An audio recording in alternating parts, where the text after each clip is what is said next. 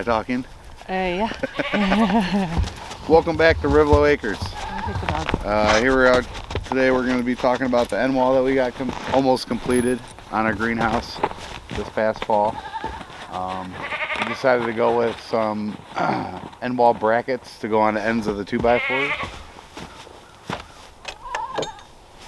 They're just a simple bracket with a carriage bolt and a loop that goes over your end hoop.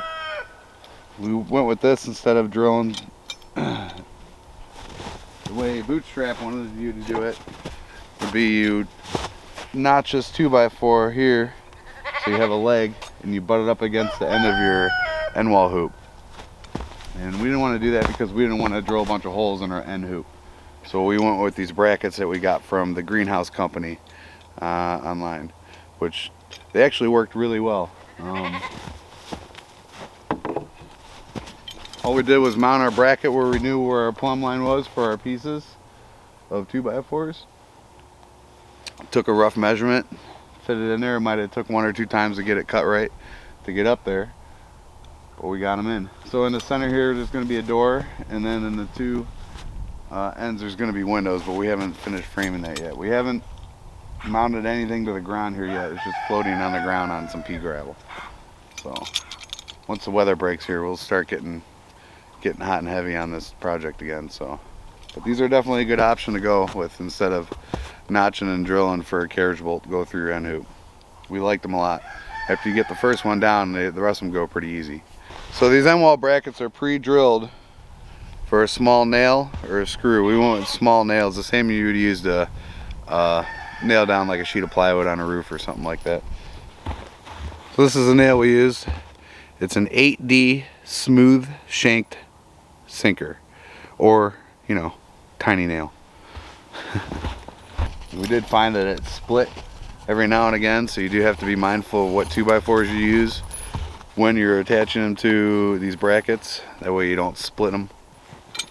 It's a pain in the butt once you get 3 nails in and then your 4th one splits your wood.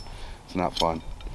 You would take your clamp off, your pipe clamp or hoop clamp off.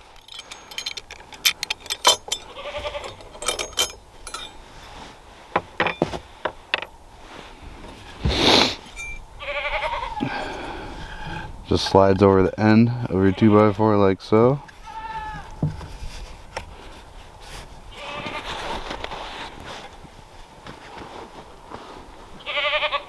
Just have that sticking in. And then you're going to drive your 8D smooth shanked sinker all the way down. I suppose these are a little overkill for this, but that's what we had laying around. Then, once it's all back together, you put your clamp back, put it up, put your mark where your clamp goes, up in the hoop, put your clamp in place, bing bang boom, done, or almost done. We also like this option a lot, as you can see here on the end, this bracket is almost on a 45-degree angle, but a 2x4 is pretty close to plumb, I bet. That one is slightly less of an angle, and the next two are pretty much straight up and down.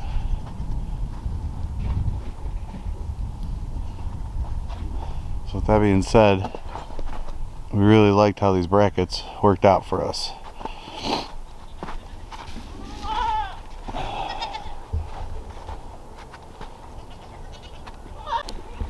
Our wall just floats on the ground here on these pressure treated 2x6s. We went pressure treated on the bottom because I knew they were going to be wet all the time. We're not anchored to the ground at all, but I'm sure we will eventually. And this bay will have a window in it. That'll have a screen door. And that'll have a window in it. And then at the far end, we have these 2 large uprights. We're going to try to get a roll-up garage door on that end so we can drive the tractor in and out of the hoop house. That'd be nice.